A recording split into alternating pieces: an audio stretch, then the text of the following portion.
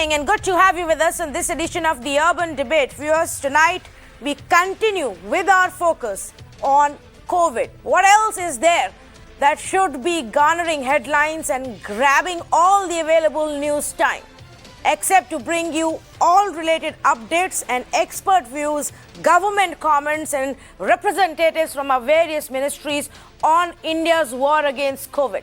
So tonight on the Urban Debate, that focus will continue.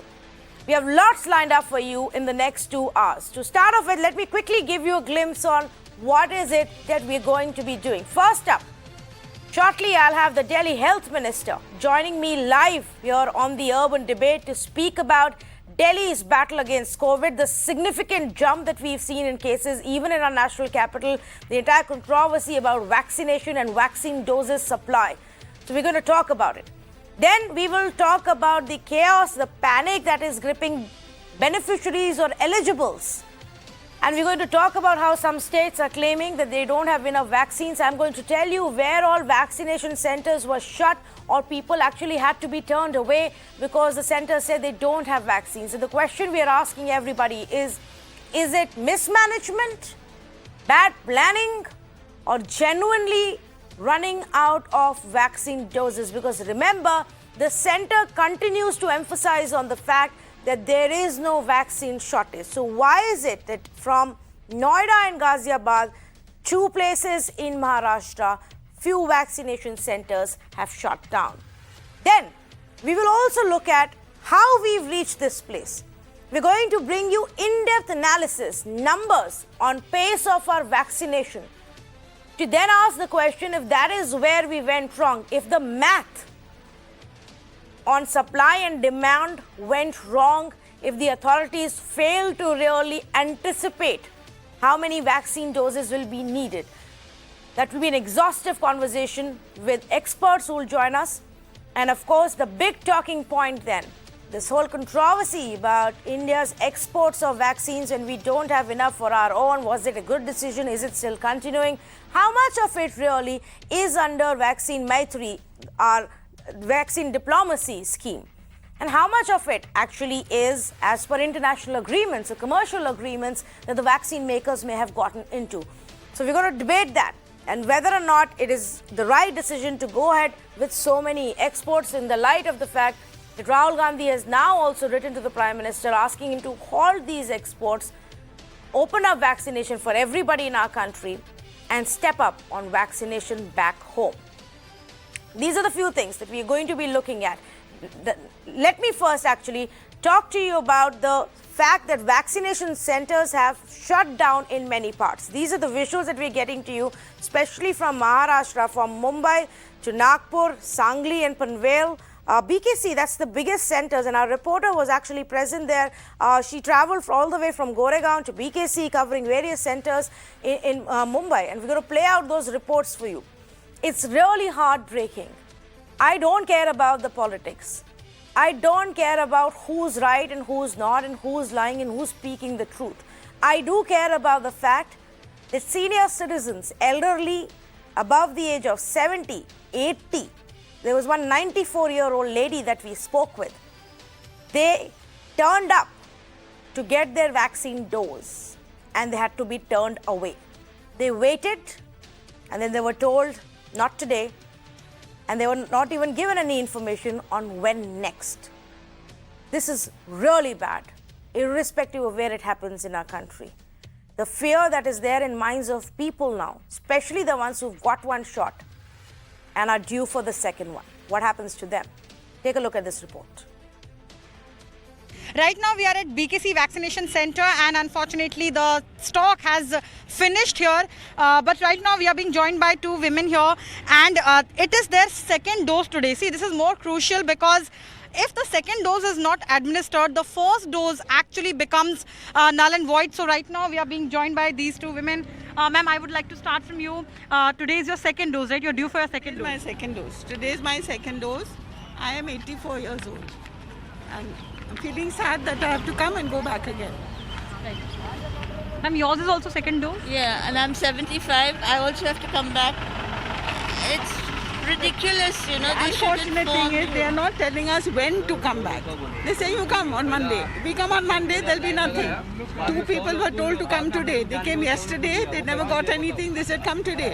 Nothing today. So these two women here, as they said that they did not get any communication first. Now what's next? What should they do next? Because the stock has finished and both of them are actually due for their second dose. So that's going to be a problematic area, because if the second dose is not administered, they also need to know, it has to be told to the people what will happen to the first dose. So this is the condition of BKC vaccination center. You can see people have gathered here and they're waiting for answers, but yet to get the answers. Now the staff here is trying to manage the situation. Unfortunately, this is the condition in maximum vaccination centers in Mumbai, and Maharashtra government has had clearly actually said yesterday itself that if the state will not be allowed to use the assigned stock before 15th April, the government will have no option but to stop its vaccination process. In the camera you can see that how the security staff here is trying to convey to the people that how stock is finished, and he is asking them to leave, but clearly people are have multiple questions and they are left with no answers. So they are waiting here to at least get to know that when should they come next, what will happen next. We'll get back to the shortage in the vaccine centers that have shut down in just a bit. But first, let me say good evening to the Health Minister of the National Capital, Mr. Satyendra Jain, who is joining us right now. Mr. Jain, thank you for speaking with us. Delhi has seen about 160% increase in average daily cases in the last 1 week. What explains this sudden jump?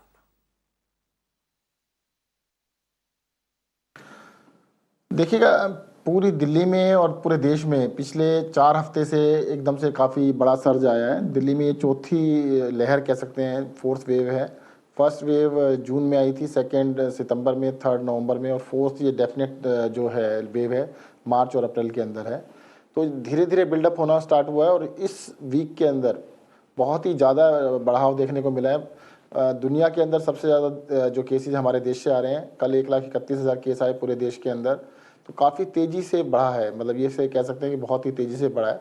आज भी दिल्ली के अंदर जो cases अभी आए हैं तो 8,000 से ऊपर चले गए हैं, 8,500 के करीब केसेज पहुंच चुके हैं। तो काफ़ी तेज़ जंप देखने को मिला है और काफ़ी चिंता का विषय है। मिस्टर जैन, कोई इसका आपकी एडवाइजरी कमेटी और एक्सपर्ट्स क्या बता पाए हैं अभी तक कि ये क्यों हुआ है सडनली? ऐसा क्या बदल गया दिसंबर, जनवरी और मार्च से जो सडनली इतना हो गया कि पॉजिटिविटी रेट 2% से 8% के ऊपर चला गया? नहीं, 2% नहीं, दिल्ली में तो 2% से बहुत नीचे आ गया था। देश के अंदर 2% चल रहा था, दिल्ली में तो 200 के करीब केस आ गए थे।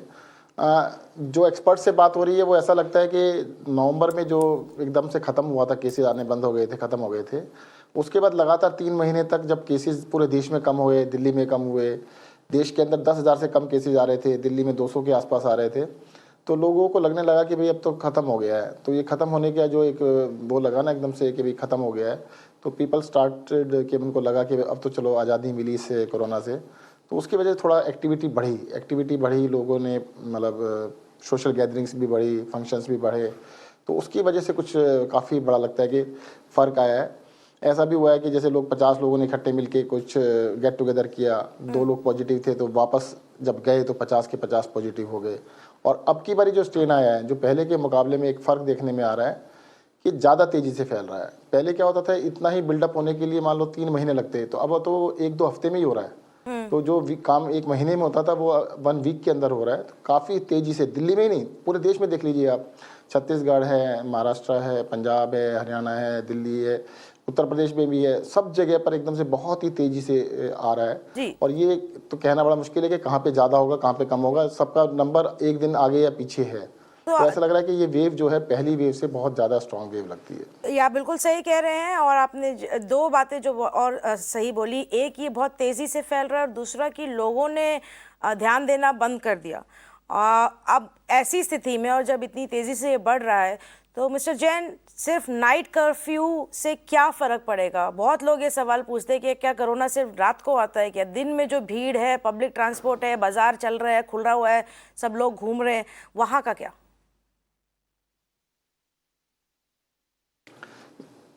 जैसे हमने 3 दिन पहले कोरोना के लिए कर्फ्यू लगाया, नाइट कर्फ्यू, इसको कोरोना कर्फ्यू भी बोल सकते हैं। 2 डिस्टिंक्ट रीज़न है इसके। एक तो ऐसी रिपोर्ट्स आ रही थी, खबरें आ रही थी कि पार्टियां, मतलब क्योंकि जैसे फटीग लेवल ख़त्म हुआ ना, तो लोगों को ऐसा लगा कि अब तो आज़ादी मिल गई है। बहुत पार्टियां चल रही थी दिल्ली के अंदर, जगह जगह जगह जगह, और वही हो रहा था कि पार्टी में 50 लोग आए, 100 लोग आए, पॉजिटिव 2 थे, वापस गए तो पता लगा सारे पॉजिटिव हो गए। ऐसे मेरे पर्सनल रिलेशन में भी जानकारी में आए लोग कि भाई कैसे हुआ, कहते ये पार्टी थी 4-5 दिन पहले, उस पार्टी में 50 लोग थे, उसमें 40 लोग पॉजिटिव आ गए। तो ऐसे देखने को मिला कि बहुत बड़ी संख्या में लोग उसकी वजह से भी पॉजिटिव हो रहे थे। तो इसलिए नाइट कर्फ्यू का मकसद है कि भाई बहुत सारी गेट टुगेदर, सोशल फंक्शन जो रात को लेट नाइट चलते हैं, तो वो थोड़ा सा कम हो जाए। दूसरा ये भी है कि जो आपको याद रहेगा हमेशा, आप देखा नाइट कर्फ्यू की आप भी बात कर रहे हैं ना, तो उसकी वजह से दिन में भी मास्क तो लगा के निकलेंगे, लगेगा कि भाई कुछ सीरियस चल रहा है, तो याद दिलाने के लिए भी रहेगा हमेशा कि हाँ देखो रात को कर्फ्यू तो है, दिन में भी हमें मास्क लगाना। और मैं एक चीज़ बता दूं आपको, नवंबर में जब वेव आई थी दिल्ली में, उससे पहले भी कंप्लायंस कम हुई थी एक बारी, और वो जब वेव आई काफ़ी तेज़ी से बढ़ी, उसके बाद कंप्लायंस 100% हो गई थी। मुझे ध्यान है कि एक दिन मैंने गिनना स्टार्ट किया, 100 लोगों को गिना, 100 में से एक भी आदमी ऐसा नहीं मिला जिसने मास्क नहीं लगाया हो। अब दिल्ली के अंदर कंप्लायंस एकदम से कम हो गई थी, जो कि देखने में पिछले 1-2 दिन से फिर से 100% पहुंच गई है। अभी ऐसा लग रहा है कि अगर ये कंप्लायंस हफ्ता 10 दिन कंप्लायंस रहती है तो ये डेफिनेटली और ज़रूर बहुत नीचे एकदम से आएगा।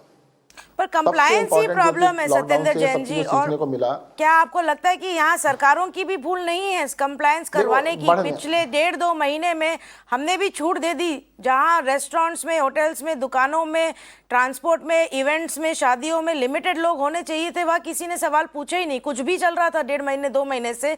हमने कुछ लोगों को मास्क ना पहनने के लिए गाड़ी के अंदर 1.5-2 महीने फाइन दे दिया, पर उसके ऊपर तो कुछ किया नहीं। नहीं तन्वी जी, देखिए ऐसा था, 1 महीने की बात नहीं है, पिछले नवंबर के बाद दिसंबर, जनवरी, फरवरी, 3-4 महीने बिल्कुल ही केस नहीं थे। उस टाइम पे काफ़ी कुछ सबको रिलैक्स लग रहा था कि भाई ये ख़त्म हो गया है। और जहाँ तक कंप्लायंस की बात है, मार्च के पूरे महीने में 10 करोड़ के चालान किए गए थे मास्क ना पहनने के ऊपर। अभी अप्रैल के 7 दिन में 20 करोड़ के चालान किए जा चुके हैं।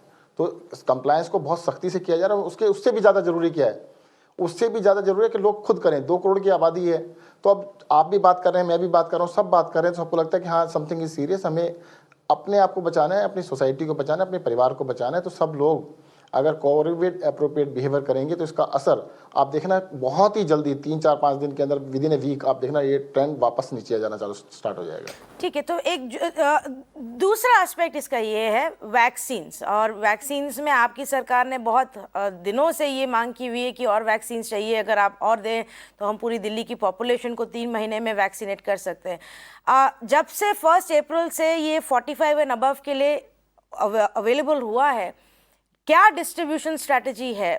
Can you explain to us mister Satyendra Jain की सेंटर और स्टेट्स का में एलोकेशन कैसे हो रही है वैक्सीन्स की? दिल्ली में जो 1 अप्रैल से पहले था, डेली 40,000 के करीब वैक्सीनेशन हो रहा था, अब ये 90,000 के आसपास चल रहा है, डबल से भी ज़्यादा हो गया है। वैक्सीनेशन सेंटर्स में काफ़ी लोग उत्साह से आ रहे हैं, काफ़ी ज़्यादा वैक्सीनेशन लगाया जा रहा है। अभी तो हमारे पास 4-5 दिन का स्टॉक है, और केंद्र सरकार से हमने रिक्वेस्ट की हुई है 15 लाख डोजेज़ के लिए कि 15 लाख डोजेज़ हमें और चाहिए, तो जो कि जल्द ही मिल जाने चाहिए हमें लगता है। आपको are you getting the doses weekly या डेली, या किस हिसाब से मिल रहे हैं? और ये डिमांड बेसिस पे मिल रही है या सेंटर एलोकेट कर रहा है?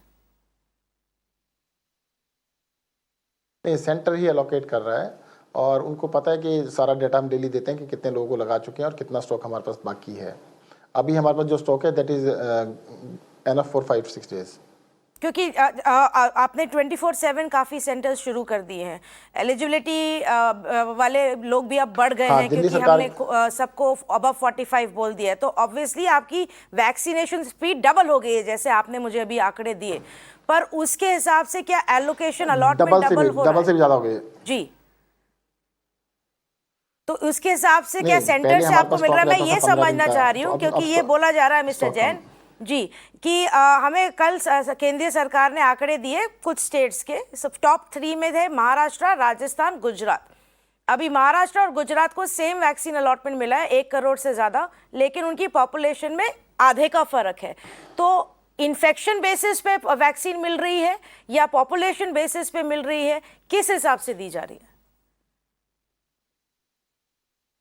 नहीं, ये तो देखो, अब आपने नया पॉइंट बताया, इसको तो स्टडी करने के बाद बता सकते हैं, केंद्र सरकार बता सकती है कि उनका फॉर्मूला क्या है जी। बट मैंने बताया कि अभी तक तो कोई दिक्कत नहीं थी।